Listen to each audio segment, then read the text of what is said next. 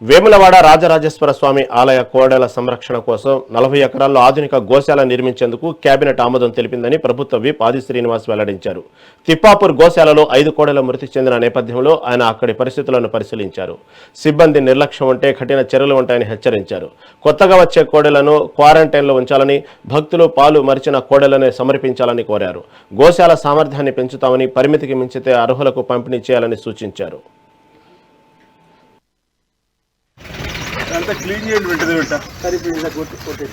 Clean చేసి ఈ వర్షం పడుతుంది ఇబ్బంది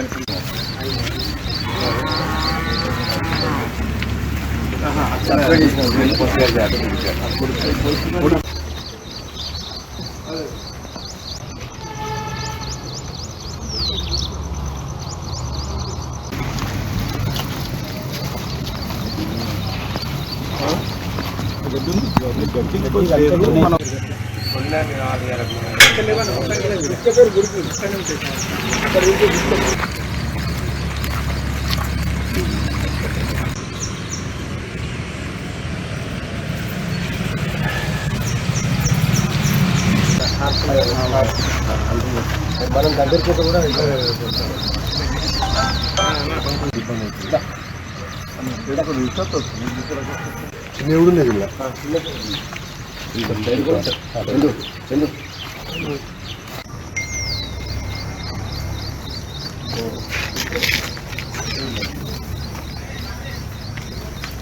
ఆవులు కూడా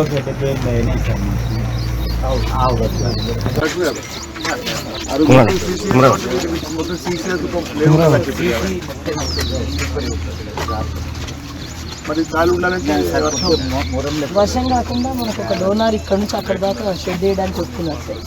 పెద్దది షెడ్ వేస్తున్నారు. కింద మాత్రం మట్టి ఉండాలి.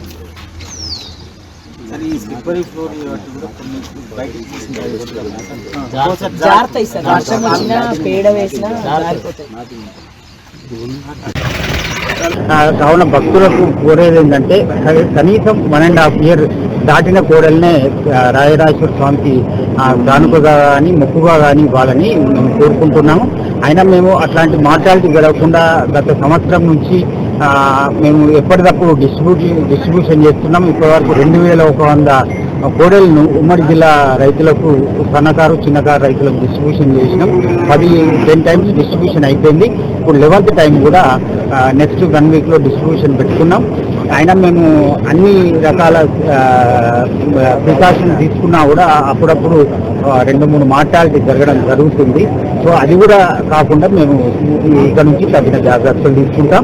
తర్వాత వర్షాకాలం కావడం వలన కొంత అది కొన్ని ఏరియాల్లో వాటర్ లాగింగ్ ఉంది. అది కూడా ఇమ్మీడియట్గా మేము గ్రావెల్తో నింపి శానిటేషన్ హైజీన్ ప్రాపర్గా మెయింటైన్ చేయడానికి ప్రయత్నం చేస్తాము. ఇక ఏదైతే రాజన్నకు సమర్పించేటువంటి మొక్కులు చెల్లించుకోవాలని చెప్పినటువంటి ఆలోచనతోటి పాలు మరువన్నటువంటి కోడెలు కూడా నిజకోడ రూపంలో సమర్పించడంతో ఇబ్బంది ఎదురవుతుందని చెప్పని ఇప్పటికీ అనేక ప్రసార సాధన ద్వారా వ్యక్తిగతంగా కూడా విడివిడిగా భక్తులకు చెప్పడం జరుగుతూ ఉంది.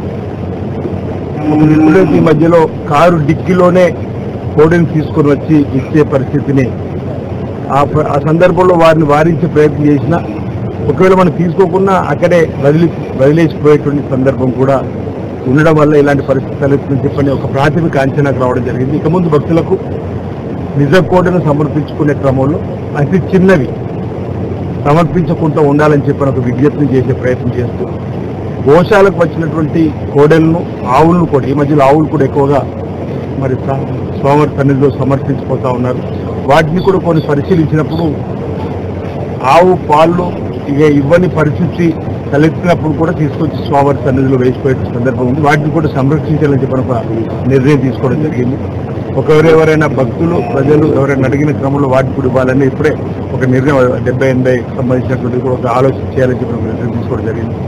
ప్రధానంగా నిన్నటి రోజు జరిగినటువంటి ఆ కోడెల మృతిపైన విషాదకరమైనటువంటి సంఘటనలో భక్తుల మనోభావాలు దెబ్బతినకుండా భక్తులు సమర్పించినటువంటి కోడలను ప్రసాదంలాగా స్వామివారి సన్నిధి ఇచ్చినటువంటివి పెంపొందించి మరింత భక్తుల యొక్క విశ్వాసాన్ని చూరగొనే ప్రయత్నం చేయాలని చెప్పిన ఆలోచనతోటే గోశాలకు సంబంధించినటువంటి గౌరవ ముఖ్యమంత్రి రేవంత్ రెడ్డి గారు ఆధునిక పద్ధతిలో గోశాల నిర్మాణానికి స్థలాన్ని సేకరించమంటే ఒక 40 ఎకరాల స్థలాన్ని కూడా తీసుకొని క్యాబినెట్లో కూడా అప్రూవల్ అయింది వేములవాడలో నూతన గోశాల నిర్మాణానికి